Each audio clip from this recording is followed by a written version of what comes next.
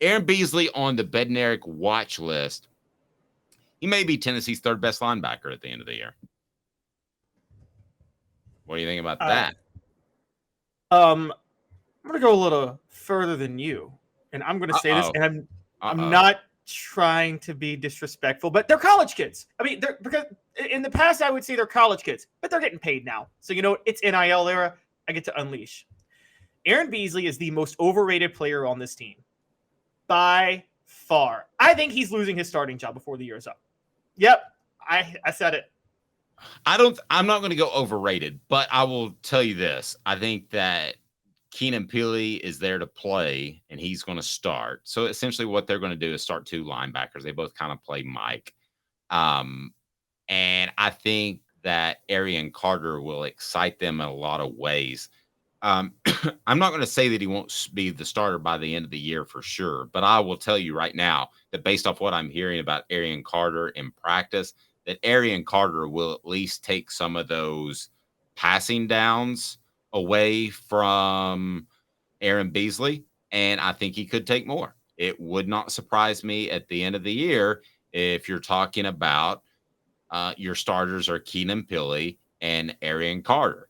If you ran if you ran the old 4-3, now let's not get into depth, but if you ran the 4-3, you'd feel really good about these three linebackers, right? But they're not, and there are only two on the field. Yeah, and Dave, I I got mean, a question for you. if you could put Beasley theoretically, let's say at will, back in the old 4-3 days, at will linebacker, weak side, and he doesn't have to worry about coverage, which I know that you brought up a lot. I think he'd be just fine because he doesn't have a guy to cover as often. But Dave, okay, I'm just going to pull up some stats for y'all real quick. Aaron Beasley had 13 tackles for a loss last year. 7, more than half, were in that South Carolina game, which was a wild game, by the way, and the Clemson game. Dave, are we talking about Aaron Beasley this way if it's not for the Clemson game? And should we ever hype a player up because of a bowl game that was a consolation game? He No, had 4 tackles for a loss in that game. No, So I really thought that he was better last year than Jeremy Banks, obviously, and I wouldn't have thought that before the year. So I thought Beasley was a pleasant surprise last year. Did you not think he was a pleasant surprise? I'm not saying he's Lawrence Taylor. I thought he was overall a pleasant surprise. He I led thought Tennessee in Aaron tackles, right? Yes, I thought Aaron Beasley was effective on design rushes that Tim Banks drew up a lot of times, and his best thing was not allowing running plays to get to the next level. You know, the biggest thing for linebackers that we got to talk about is don't let running backs get to the secondary. Right? That's like a huge deal. Don't let him get to the secondary, and he didn't let him get to the secondary a lot of times. I give him a lot of credit on that, but I mean, Aaron Beasley is so one-dimensional of a player. I mean, it's almost like if he were an edge rusher, it'd be okay, but he's a linebacker. He's almost like an undersized edge rusher. Yeah, exactly. And Yeah. so it's and the only undersized edge rusher I ever thought was elite at Tennessee was Kurt Magette in 2014, but that was just, I mean, if he hadn't gotten hurt, he was a freak of nature, elite undersized edge rusher. But yeah, Aaron Beasley, on the other hand, I'm not giving him Kurt Magette status. And again, he's getting a lot of hype because of the Orange Bowl this year more than anything else. And I'm sorry, people are going to hate me, but I'm really close to just wanting to throw that game out the window altogether. I see that. I think there are things that you can pull from it. You're talking about the Orange Bowl, right? Yes.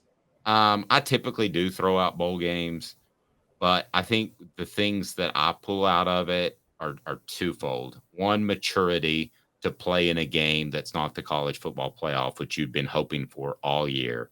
The other thing I pull out of it is the rallying around Joe Milton.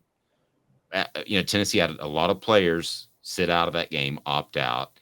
And Joe Milton could have gone out there and played very average, but he played really well in a slightly tweaked offense. So I pulled those two things out. But as far as the other factors that people want to pull from that game, I'm with you. And I don't pull a lot out of bowl games. But let's remember, too, not to pull too much out of that bowl game, because Clemson thought they would be in the college football playoff as well. So they were probably disappointed. They had some people opt out even more, I believe. It was two teams that were a shell of themselves earlier in the year. So if you want to pull nothing out of that Orange Bowl, I can't argue with that. The two things I would pull out is rallying around Joe and the maturity to finish the season on a high note. Tennessee could have mailed that one in because they didn't make the college football playoff, and they didn't. Yeah, I mean that Clemson probably was more disappointed because it was a little more recent their loss than Tennessee is, although both were eliminated by the same team.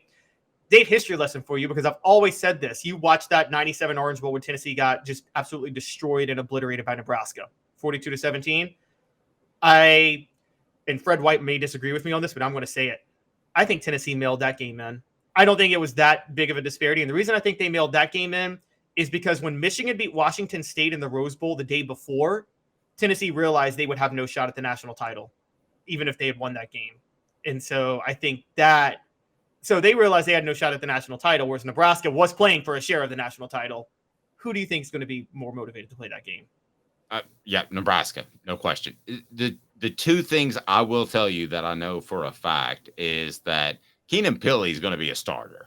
You don't go out there and get the transfer player like him, and he's very experienced, and you don't go out and get him unless you think he's going to be a starter. So he's going to be a starter.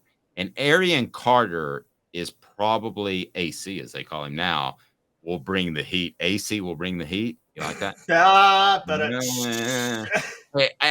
AC is a more athletic version of Aaron Beasley. And by more athletic, I mean he's going to be able to drop into coverage better. I mean that he's going to be able to rush the passer better, which you and I agree that's Aaron Beasley's kind of strength because of what Tim Banks draws up. So if I'm Aaron Beasley, I'm a little concerned about how this season plays out, and if I could lose snaps. He will lose snaps.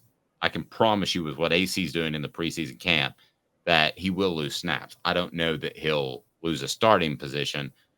Maybe out of respect, they start him at the end of the year and Carter goes in there pretty quickly, or they split snaps. But yeah, he's gonna lose some snaps to Arion Carter. I believe that 110%. Yeah, so let's talk intangibles too for a minute. I mean, we know Keenan Pili probably has amazing intangibles, just given his background. I think, is it him? I think he has actually a connection to JT Mapu. I could be wrong on that. Don't quote me, guys, but I do believe he does. We know that. We know JT Mapu was a great dude who played for Tennessee. I've heard a lot of great things about Arion Carter too, in terms of his intangibles, his work ethic, his just, he's not.